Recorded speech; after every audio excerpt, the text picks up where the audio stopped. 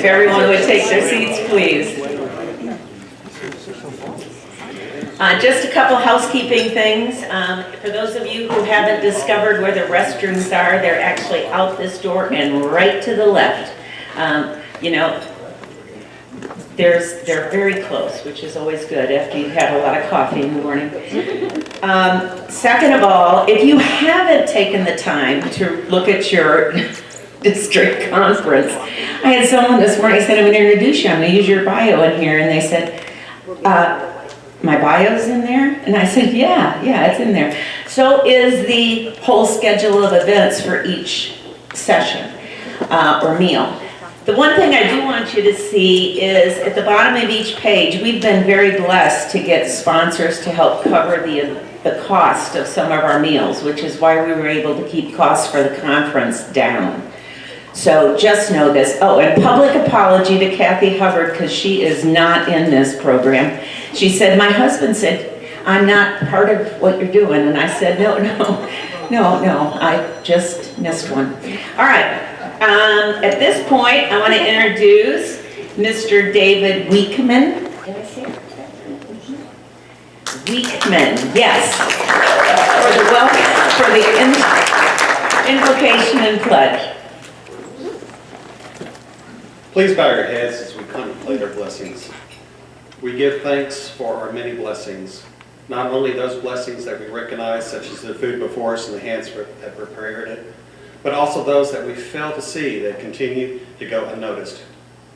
We ask for comfort and healing for those who are dealing with illness, worry, financial hardship, and for those who provide healthcare, public safety, and other essential services. We perpetually face many unknowns and live in a world of fearful times. With that in mind, bless these Rotarians and their guests present as we address how to resolve the needs of our communities fairly and with compassion. Please help us find the strength to do what is right and come together in unity to make our towns and world a better place for all. Help us to see beyond our differences and yet recognize our biases while we search for the best approaches for all people. Finally, help us realize the importance of the tenets of the four-way test and guide us as we focus on service above self in our daily lives. Let it be so. Please raise your hand or your heart. I pledge allegiance to the flag of the United States of America and to the republic for which it stands, one nation under God, indivisible, with liberty and justice for all. Thank you, David. And for those of you who sing in your clubs, I apologize because we're not going to sing this morning. I just want you to know. George is here. He could play a tune and he'd probably make up words to some song, which is what he does every week at our club. It's amazing. You know the tune, you've just never seen those particular words before. All right, it's my pleasure this morning to introduce Dr. Crystal White. For those of you who played some games in this very room last night, you know who Crystal is, one of my best buds.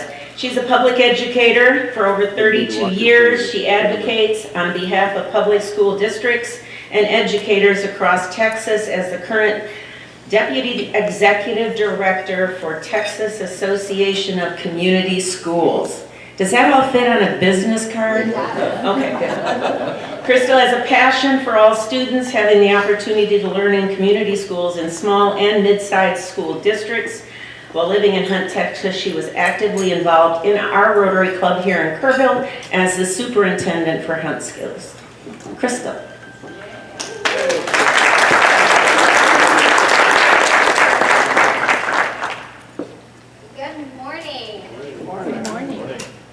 Readers today because I'm actually going to look at stuff maybe. So, welcome. If you weren't here last night, I was way more fun today. I'm very serious. We just stopped the fun right now.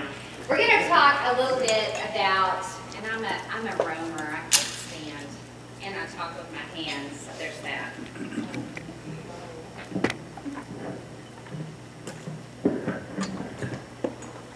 Okay, so we're going to talk about generational communication.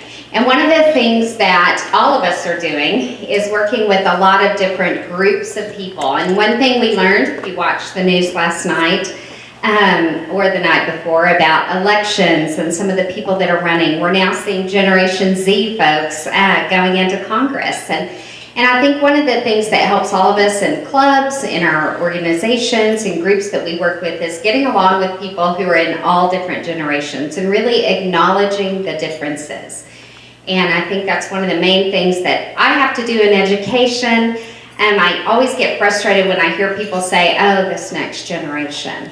Oh, this next generation. Well, there's some great kids in this next generation, I just want to say, and I continue to see growth and changes. So we're going to just hit a few highlights and talk about them. My clicker's not working. That's all good. It's all good. Oh, you want me to try it now? There we go. Okay, so I'm starting with the whole remind me again what they are. And what we're going to look at is all the different generations. Now, 1901 to 1927 is often referred to as the greatest generation. 1928 to 1945 is typically the silent generation or the traditionalist. 1946 to 64 are the baby boomers. 65 to 80 is Generation X. 81 to 95, millennials. 96 to 2012, Generation Z, and 2013 to 2025 is now known as Generation Alpha. So, you start over. It's a cycle. Don't whine about your name, people. Don't whine. Okay, so we're going to talk about what does this mean for each one of these groups. So when you look at traditionalists, they're hardworking. They truly are. We're going to do everything by the book. They want you to do things the way the rules say you're going to do them. Don't cheat. Those of you who were cheating at games last night, you were not traditionalists. It's duty before pleasure. It's eat your protein before you get your dessert. You take care of your business and then you can have fun. It's not about life-work balance for them. They don't understand that. It's do what you're supposed to be doing. They are loyal. These are the people that stayed with their same job for years and years and years. They were loyal to their company, and they expected for their company to be loyal to them. Very patriotic. How are these people motivated? By a job well done. They don't need you to tell them it was a good job. They know when they've done a good job. The leadership is really about hierarchy. What do these people want? They want you to follow chain of command. Even if your dad is the boss, you don't go straight to your boss. You follow the hierarchy. Communication methods, what do they want? They want to be respected for their age and experience. They want you to ask them questions, learn from them, figure out what they've done in the past and how you could do things differently. Use good grammar. These people diagram their sentences. They know what good grammar is. Use it. Come on, use the good grammar. They would rather have a handwritten note. If you IM them with emojis, they are not following that, so don't do it. And they like formal language, but they want it to be personal. They want you to talk to them about this. And guys, I've sent this to Dave and Christy, so I'm also going to give you my contact info. If you want to use any of these, feel free. Just let me know that you like them and I'll send them to you. Baby boomers are very competitive, team-oriented, hardworking, and they're going to get it done whatever it takes. They're optimistic, they're team-oriented, they're motivated by money, title, the corner office, and awards. And they are big into leadership by consensus. These are the people who get very frustrated in any kind of club or any kind of job if you don't ask their opinion. Even if you make a different decision, most of the time they'll respect it because it's about the team concept, but they want to be asked. They want to know what you think. And they want you to know what they think. The best way to communicate with these baby boomers, be diplomatic, establish a friendly, authentic rapport with them. It's okay to use first names. The prior generation, Think about it. It was Mr. Cleaver and Mrs. Cleaver, right? They weren't like, hey, Ward, hey, June. That's not what was happening then, okay? It's all about first names as we're moving into that. And then they prefer to talk to you in person, whether it's work or personal. We're going to talk about some differences later with that, but they want to be talking to you in person. Generation X, 65 to 80. These people tend to have balance as something that's important to them. They are pretty savvy as it relates to technology. Most of them moved into a technology age. They tend to be self-reliant and independent. They don't want to work as a team. They just want to go get their job done, and they prefer you just leave them alone and let them get it done. They're motivated by freedom, and they want leadership by competence. They don't care if you've worked in the job for 30 years and if you're their boss. If you're stupid, right? I'm just teasing, but not really. Okay, so communication methods. I'm on the cusp of this. I was a boomer, but I have some of these in that I like blunt and direct. I am a blunt and direct kind of person. No offense, if you get an email from me, I don't start it with, how's your morning? I should be better, but I don't. I'm like, did you finish the report? And those people who are soft and sweet are like, oh, she's such a hateful bag. But I'm a blunt, direct kind of person. Immediate information. I want you to give me feedback immediately. I don't want you to wait till my annual review and then say, you have sucked all year. If I did something poorly, I want you to give me feedback early on. These people want straight talk. They don't want to be micromanaged. And they don't want to waste time sharing personal stuff. They don't want to sit around the table and tell your neighbor what your goal is for the new year. They don't want that. They're like, oh my God, I want to quit this job. That's my goal for the new year. So that's Generation X. Then we move into millennials, 1981 to 1995. These folks tend to be very optimistic. They're digital natives. They don't know a time when there wasn't technology. Okay, that's the difference here.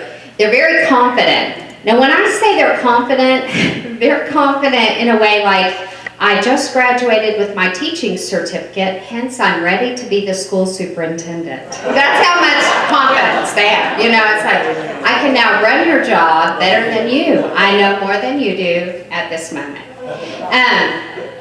They're sociable folks. They're very adaptable to change. They're very diverse and global. And when I'm talking about that, this is a generation that truly does not see color. They do not see different ethnic groups. They have a tendency to just embrace everyone because part of it is the technology. Part of it is their ability to communicate with everyone. So it's very much a global group. They're very civic-minded. They are the kind of people we would want in a Rotary Club because those things matter to them. They want the balance. Their communication method is text messaging and instant messaging. And what they will actually say to you is, I don't have time to talk to you on the phone. That takes too much time. They are my son who will send me something and say, how was your day? Did you have a great day? Yes. Oh, okay. Well, anything positive happen? No. Okay, great talking with you, Clint. That's what you're going to get from them. And he's done, and feels like he communicated very openly with me. So that's what you're going to have. And then they like ongoing feedback. Again, don't wait till the end. Give them feedback. Even if you're doing a project. And remember, ongoing feedback is very different than micromanaging. Okay, ongoing feedback is, okay, where are you on your timeline? How's that looking? What do we need to do differently? How can I help you? That's what you're looking for when you're doing things like this with millennials. Generation Z. Generation Z is 96 to 2012. Now, what I'm going to tell you at the end is a disclaimer. Some of you will do your own research online, and you can see different dates. I always take the average of the bulk of those. And my doctorate's in psychology, so I'm into this weirdness right here. So they want to think for themselves. They value security in relationships and in personal or in professional realm. They want to make a difference and do good in the world. This is the generation that truly can have their television on, be sending somebody a message with a computer, reading a book, and having a conversation with you all at the same time, right? These are the people that back in the day as a school teacher and superintendent, we say, give your child a quiet area where they may do their homework. That would drive these kids flipping nuts, right? They would be like, oh my God, I need some noise. These are the kids who have grown up having multiple things happening all the time, and they can multitask with all of those things happening. They're motivated by flexibility in their schedule, so they don't want to have to be there at 8 till 5 if their best work times. And for those of you who are already being critical, think about the corners last night. Not everybody was happy over here in the morning corner, right?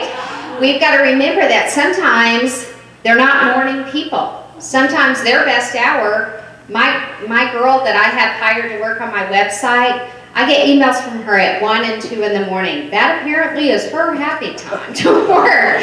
I would die if I did that. So think about the flexibility. Recognize their efforts. Give them growth opportunities.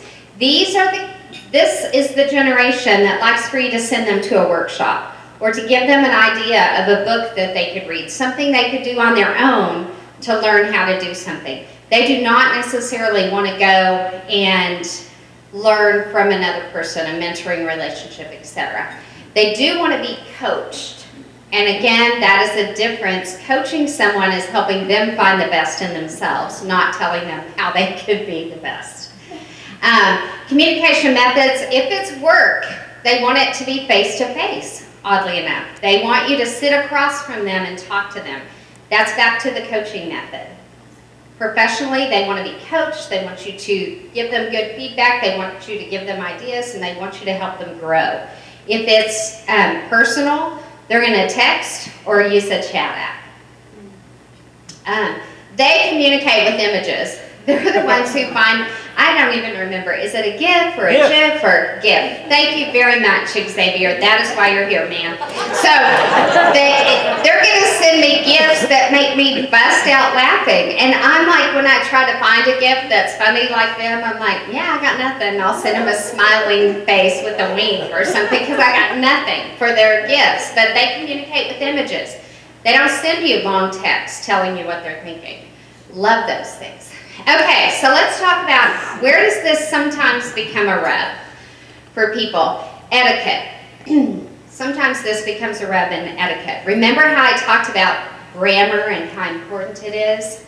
So you've got your person who loves good grammar, complete sentences, let's view that, and then the reply that they get from this other person is a GIF. They are not happy with that. They cannot diagram a GIF. Now, if they've got a good sense of humor, maybe so, but in a professional setting, that's going to drive them nuts. So you've got to have a good balance there. Language, back to formal grammar versus informal grammar. I don't know about you, but when people send me things in acronym-type looks, I don't even know what some of those initials mean. Like, I'm going to have to research that. It's going to take extra time, and I'm irritated. Spell it out. You know, in education, we use acronyms professionally. I don't want a text that has some LOL. I did finally figure that one out. But there's a lot of them out there that I could take multiple ways. You need to know I have a sick, sarcastic sense of humor, so don't use those with me. Technology. You can have people in all of those generations that I just talked about who can be good with different ways with different technology. My grandmother at 90 was learning how to use the intranet. She worked very hard on the intranet. And she would say, I need you to come set up my intranet. It's all messed up. I need to send an email to your Uncle Clyde. Well, it's not intranet, but it's also not the Walmarts. She never got that either. But, you know, they can't set their time zone. I had 24 messages on an answering machine back when answering machines were there. What's my time zone? What's my time zone every single time? I'm like, Dallas. I know Dallas. It's not a choice. It's Chicago. Oh my God, you've never been good at geography. We are not by Chicago. I'm like, I'm not smart, but anyway, I digress. So technology, they may try to use it, but they're not going to be great at it, maybe. You've got to be understanding there. Communication tools, we've talked about dress code. Dress code, man, that gets us, doesn't it? Are they tattooed up? Do they have piercings where they should not be? Are they wearing dark lipstick? What's up with the hair color? We are so critical, right? We can have someone who's incredibly bright, and we've got to sit back and think about what matters in the role that they're doing. You can have your personal preference, but it shouldn't become your barrier for the dress code. Also, here's what I know for sure. We don't know everyone's story, right? You can't expect everyone to dress the way that you might want them to dress. What if financially they can't because of other things? There's so much that plays into that. Punctuality, overtime, and flex time. Some of these generations dig their flex time. You know, they are going to go ahead and use that sick time. You'll have one generation that's like, did you have a fever? Why did you miss work? Because we're loyal and we go to work and work first and then play, right? And then you have another generation who's like, I have time on the books. I am out. I am going to a ball game. Not that group that hates sports, but I am going to a ball game over here. I'm going to do some fun stuff. That's how it's going to roll. So how are you going to deal with that? How's that look for you? Thinking about meetings. These are the people, the younger generations are like, are you flipping kidding me? We sat there for an hour and a half to listen to them drone on, and that could have been an email. There's actually a GIF for that too. That could have been an email. What is up with that? Don't waste your time with a long meeting if you could bullet it and send it in an email. I think everybody at this stage appreciates that. We talked during the thing about learning styles. I think it's not just generational, but how do people prefer to learn? It's the same way with Rotary. Our table was talking earlier. There are some people who really love the service component or really love diving into projects, but they really struggle coming to a meeting. So how do we handle those things? That's not for me to decide. That's the rest of the conference. And advancement. You know, how does that look to different people? Some generations don't care about getting a promotion or moving into a different field. So how are we going to address that? So communication, conflict resolution, and problem solving. I've given you a great little acronym here called MEET. How do I deal with it? MEET. Make time to discuss. And different people like to hear things asked in a different way. But almost across every generation, you could say, do you have time that we could sit down and talk about this? And you give them an option. Explore the differences. You know, I could tell you we're not pumped with what I said in that meeting. So could you kind of tell me what your thoughts were? Read the room. We're all good at reading faces. Or if we're not, that can be our growth area, right? Encourage respect. There are times when people will say things around other people, and it goes both ways. I've seen it on both sides of the fences. I've seen a young person say, oh my God, how much longer are they going to work, right? I mean, retire already. And that hurts people's feelings. That hurts our feelings. But then you sometimes have the older generation who are like, oh my God, these young kids, they just don't even know how to work. What is with that piercing in their nose? What, do I drag them around with that? I mean, how does that work? I worked cattle like that years ago, you know, and they make comments that are just as hurtful. So we have to really watch. Am I showing respect? Am I encouraging respect by my behavior? And then take responsibility for fixing it. If you wait on someone else to fix this, well, it's not my fault. They're the ones who don't know how to communicate. You know, take responsibility. Figure out how you can make it work for both of you. And so here's my disclaimers, because that's what we do at the end of all workshops. I didn't make up the dates. Lots of different things. I went with the range. Characteristics are not only in those categories. You might find yourself identifying with another group. I have lots of boomer in me, but if you look at some other things, I'm right on the line between those two. And then psychology isn't an exact science, and I left my magic 8-ball at home. So I think what you do is learning styles, play into all of this, generations play into this, but the goal is figure out how you can be the best person at working with a lot of these people. Acknowledge differences and show the respect, and I'm sure that you guys all do that very, very well. So now that I've tried to talk really, any questions? See, that's my reflection. That's my attempt at, how's your day? Okay, and I am a therapist, so I should be kinder, right? I don't know. I became an administrator and lost my nice. I lost my nice. So now we are going to have Marta introduce our next speaker, and I'm excited to get to hear him talk about how to play well with others. So here we go, Marta.